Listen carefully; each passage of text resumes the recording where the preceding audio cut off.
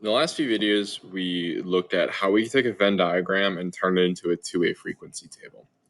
We're going to look now at situations where we're not given a Venn diagram. Instead, we're given kind of like a results, right? Like a written out explanation of a survey or an experiment, and we want to convert it into a two-way frequency table. So I'm going to go ahead and read through this. This says, Lily surveyed students in California and Illinois to see if they like or dislike playing video games. Of the 100 Illinois students surveyed, 85 like playing video games. 87 California students like playing video games, while 13 California students dislike playing video games. Create a two-way frequency table that models the situation. Now, one thing that we should notice is that we need to figure out what our two frequencies are. The two things that we are kind of looking at here as a measurement.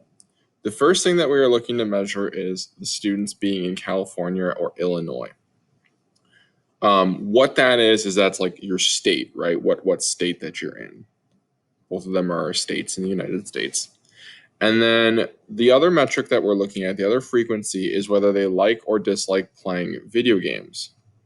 So I'm just going to write video games over here.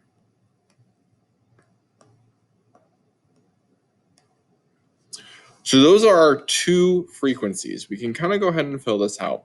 When we did this before, we kind of did things where it was like, yes, I like rain, and no, I don't like rain. Well, now we're looking at things that maybe aren't necessarily a yes or no, but they are a one or the other, right? You either live in Illinois in this survey, or you live in California. One of the two. You can't live in both in this example. And then when it comes to video games, you either like or dislike. And then we have rooms for our totals.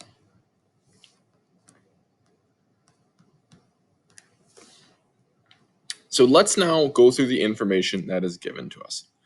Of the 100 Illinois students surveyed, 85 like playing video games. Okay, so now 85 Illinois students like playing video games. So when I go to the Illinois column and the like row, I'm going to put 85 here.